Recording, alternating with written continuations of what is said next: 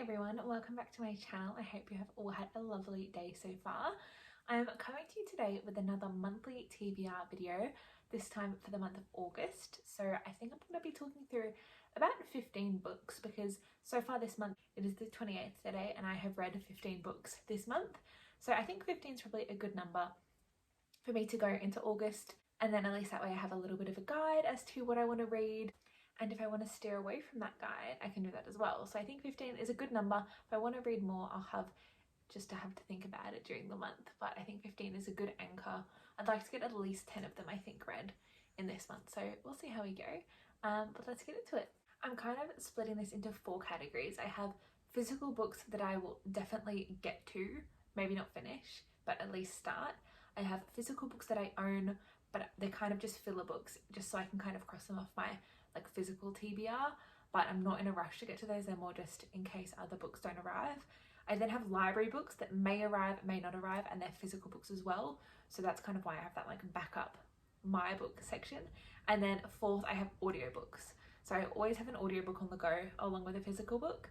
So I may need more audiobooks because they usually take me a pretty quick time to get through. So we'll see, but I'm going to start us off with the physical books that I know I'll get to, but I just don't know if I will be able to finish. The first book on the list is The Hating Game by Sally Thorne. I actually had this on last month's TBR, but I didn't get to it, so I'm not going to read the blurb again. If you're interested, you can check out my July TBR video, but I definitely am going to make a conscious effort to read this month because I'm actually meeting Sally Thorne this month, as in August, so we shall see. The next book on my TBR that I really desperately am going to try and get to is Reckless by Lauren Roberts. I actually haven't read Powerful yet, but I'm going to try and read it with the time spare that I have for the rest of this month. So possibly it will end up in my July wrap up, but otherwise it'll end up in my August wrap up. But I'm definitely going to try and read Reckless. I loved Powerless. Getting confused because they're also similar. I loved Powerless so much. It was a 5-star read for me. I just thought it was just so cozy, so just such a great YA book, but it was done so well that it didn't feel young. It was just such a good read. It's so captivating, so cute, so much tension. It was so good. I'm not actually going to read the blurb of this because it does give away Powerless spoilers, so just beware if you are looking into reading Reckless. Don't read the back if you haven't read Powerless. I haven't read the Powerful blurb because I think I want to go into that blind because I actually have no idea what that's about. So I'm not going to read the back of this just in case you haven't read Powerless, but I definitely recommend reading Powerless. But this is a priority TBR read for me this month. Now, the next 3 books are all part of the Throne of Glass series. The first one where I'm up to is Queen of Shadows, which I think is the 4th book, but technically the 5th one I've read because Assassin's Blade technically is a novella.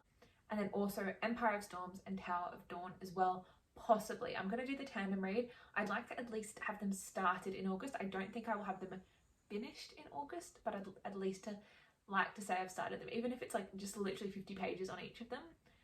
That would be really good. Definitely don't think this is going to be in my wrap up, but just to have it started.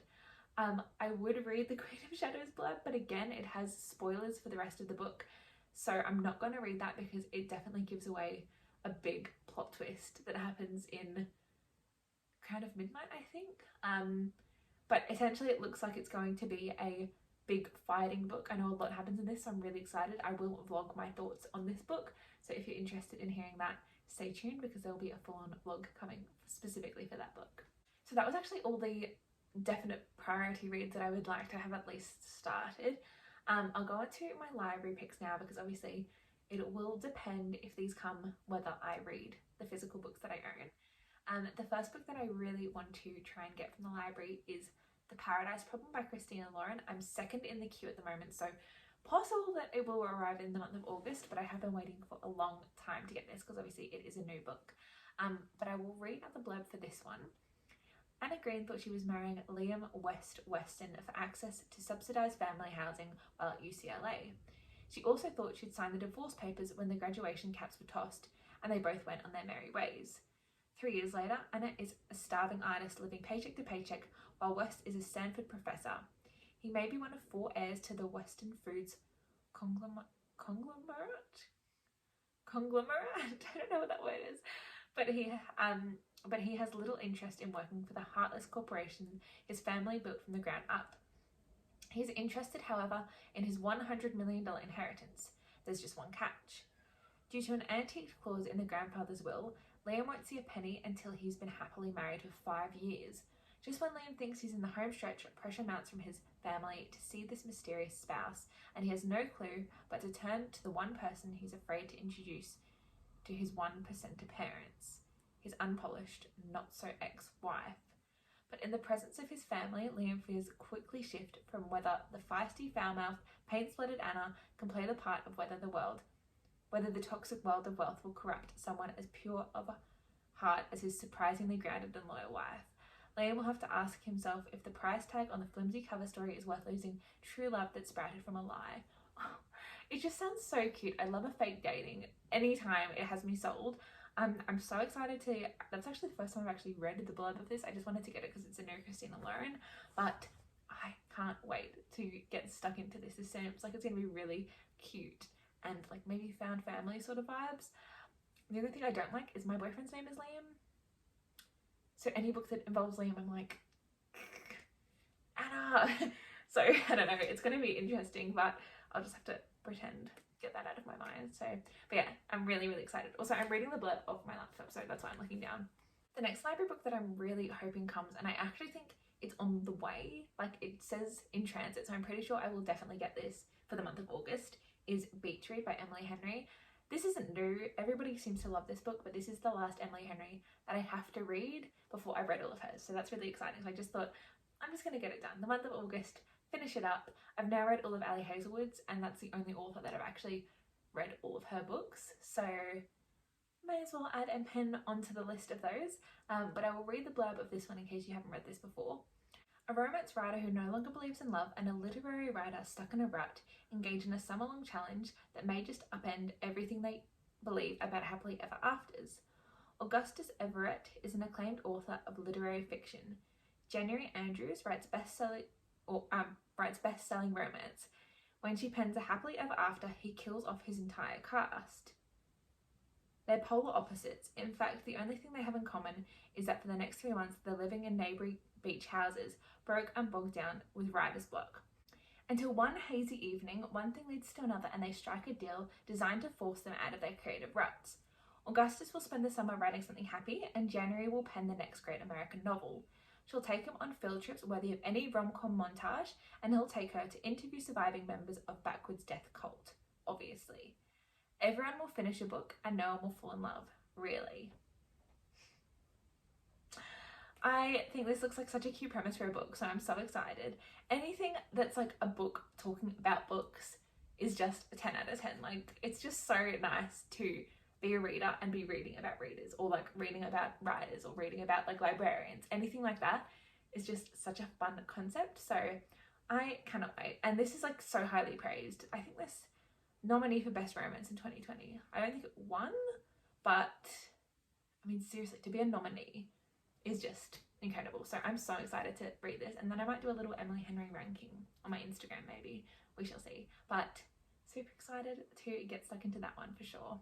The final book I have from the library, I'm not going to read the blurb out, but it's the Bridgertons Happily Ever After, and it's basically a series of epilogues that, it's like extended epilogues that come after the actual Bridgerton book. So it's like 8 different epilogues that are within one book pretty much. So I've actually already read 5 of them, I think, but I've been listening to all of the Bridgerton audiobooks on Libby, and one of the ones that I was listening to didn't have the extended epilogue at the end, so I'm literally borrowing this whole book purely for that one epilogue.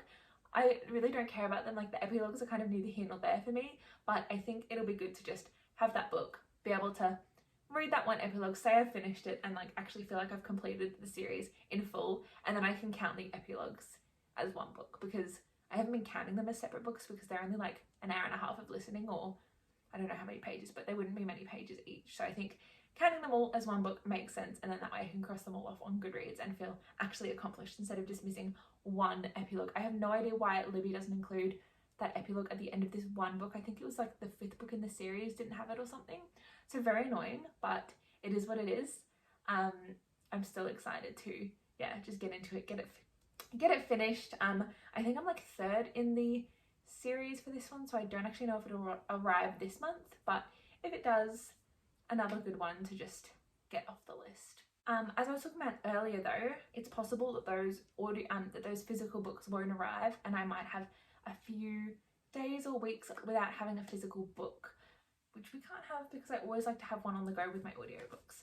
So last month I had Little Women and Dear John as my 2 standby just in cases.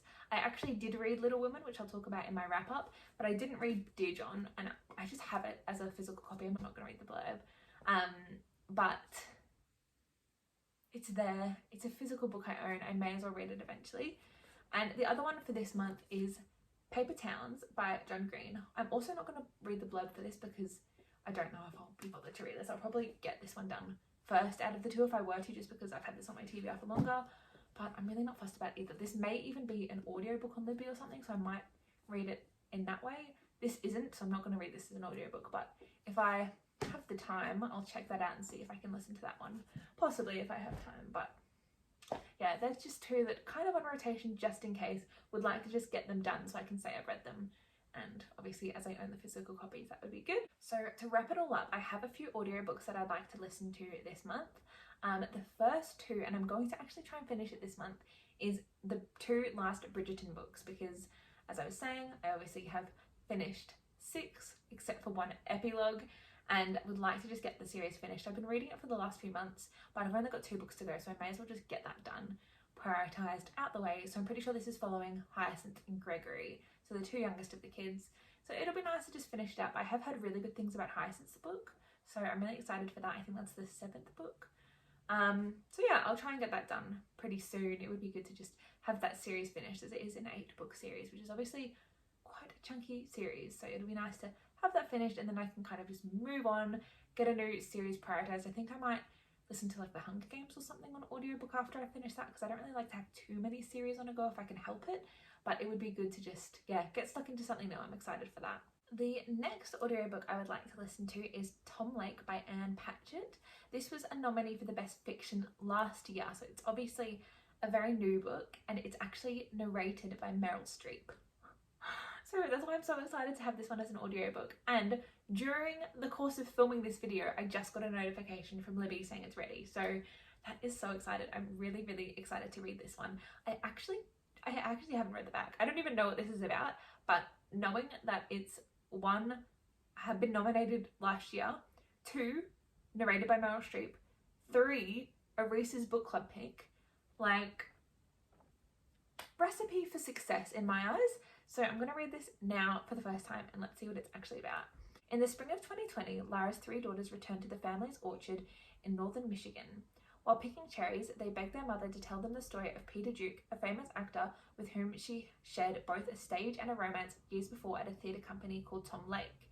As Lara recalls the past, her daughters examine their own lives and relationships with their mother, and are forced to reconsider the world and everything they thought they knew. Tom Lake is a mediation of youthful love, married love, and the lives of parents have led before their children were born. It explores what it means to be happy even when the world is falling apart. I think this could be a sad one. I may need to come prepared with tissues while listening to this, but a beautiful read and also a beautiful cover. So I'm so excited for this. I think it'll be a really nice one to listen to. Next, we have the reappearance of Rachel Price, written by Holly Jackson. I love Holly Jackson. I think I have actually pretty much read all of her books except for this one. This could possibly be the last one I need to read of hers, and obviously this is quite a new book as well, I'm pretty sure. This year, I'm pretty sure. Yeah, April this year it looks like it was published, so very new, but I'm super excited to read this because I loved her Good Girls Guide to Murder series. So I'll read the blurb of this. 18-year-old Belle has lived her whole life in the shadow of her mum's mysterious disappearance. 16 years ago, Rachel Price vanished, and young Belle was the only witness. Rachel is gone, presumed dead. The case is dragged up from the past when the Price family agreed to a true crime documentary. Belle can't wait for filming to end, for life to go back to normal, but then Rachel Price reappears and life will never be normal again. Oh, I actually just got goosebumps. I haven't read the blurb of this either because a lot of the time I just trust the process. Like I trust the authors I know I like, and I don't even bother reading the back because I'm like, yep, I'm going to enjoy this. This seems really, really good. I am really excited for this. I love Holly Jackson. So very excited. This will probably be the first audiobook I listen to in the next month because I think it arrives on my audiobook platform on the 30th of July, and I don't think I'm going to read it before then, so I might start reading this on the start of the month. But I'm very excited. I have been needing a good thriller. I've been really, really craving a new fast-paced thriller, so I think this could be the one that fits that void for me because it's been a hot minute since I've listened to a good thriller. So super excited. I only have 2 to go, and I will say for some reason my audiobook selection this month has been very diverse. Lots of different genres in this, which is obviously great. This one is The Woman by Kristen Hanna, another 2024 novel. So really excited to actually get a lot of the new novels that I've had on my radar ready. I've had this placed on Libby for so long and it's finally ready. This has a 4.64 star rating on Goodreads. So I am very intrigued to see what this is all about. This has a very long blurb, so I'm actually just going to read it first and then summarize it. I'm going to read the last paragraph of the blurb, but it looks like essentially her brother has gone into the Vietnam War, so it's a historical fiction book, obviously set in like the 60s, I think I read. So it says, The Woman is the story of one woman gone to war, but it shines a light on all women who put themselves in harm's way and whose sacrifice and commitment to their country has too often been forgotten. A novel about deep friendship and bold patriotism. The Woman is a richly drawn story with a memorable heroine whose idealism and courage under fire will come to define an era. I actually have never read any of Kristen Hanna's work, but I'm really excited for this one to give a little taster into the type of work she has. She has also written The Nightingale, which I haven't read either, but I've also heard really good things about that. So maybe that'll be in my September TBR if I end up really enjoying this. But I think this will be a good change of pace. As historical fiction, I really don't read a lot of historical fictions. I think it'll probably be very sad. Again, a very sad book. What am I putting myself through this month? But I think it'll be, something different, and I'm excited to give it a go and maybe find a new favourite author, who knows. So last but certainly not least, I have Bright Young Woman by Jessica Knoll. I am very excited for this. It's another thriller. It actually also has tags as fiction, historical fiction, mystery, thriller, crime, and all of those sorts of things. So I'm not sure if it is, 1978. So I don't know if you'd classify that as historical fiction, but apparently you do. This has also been nominated for the Goodreads Choice Award for the best mystery and thriller of last year. So that makes me feel very excited. I mean, I love a good serial killer true crime situation, and that seems to be what we have going on. Again, this is a very long blurb, so I'll just read the last paragraph. Bright Young Woman is the story about 2 women from opposite sides of the country who became sisters in the fervent pursuit of the truth. It proposes a new narrative inspired by evidence that's been glossed over for decades in favour of more salable headlines. That the so-called brilliant and charismatic serial killer from Seattle was far more average than the countless books, movies and primetime specials have led us to believe. And that was the women whose lives he cut short and who were the exceptional ones.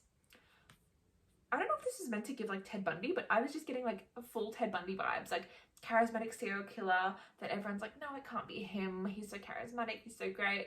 No, it is. He's targeting women. He's horrible. I don't know if it's meant to be Ted Bundy. I'm just going to look into that. It is. It is. I knew it. Its title is an acknowledgement of 2 young women murdered by the defendant, a fictional rendition of 2 of Ted Bundy's numerous victims. So it's like this, it basically I think is meant to be showing this could have happened. This could have been Ted Bundy. Like it makes sense in that time frame that this could very well have been 2 of his victims, but I don't think it's actually based off 2 of his victims specifically, but I just think it's showing the kind of vibe. I think I'm gonna love this because I love a true crime. I haven't read anything like this, so I'm so excited. So yeah, I mean, showing my crazy side here. Where are my true crime girlies at? But that is all the books. That is everything. The 15 books. I think it's actually 16 because I have the 2 Bridgerton ones. So we'll see. I mean, a lot of them I don't think I'll actually get to. A lot of them I don't think I'll necessarily finish. The Tandem Throne of Glass read, I don't think I'll actually finish that, but I would just like to have it started. So that was all I had for today's video. Let me know if you've read any of these books or if there's any that you think I should definitely prioritize for this month. And I will pretty much leave you guys there. Have a lovely rest of your day. Come on for the algo and stay cozy.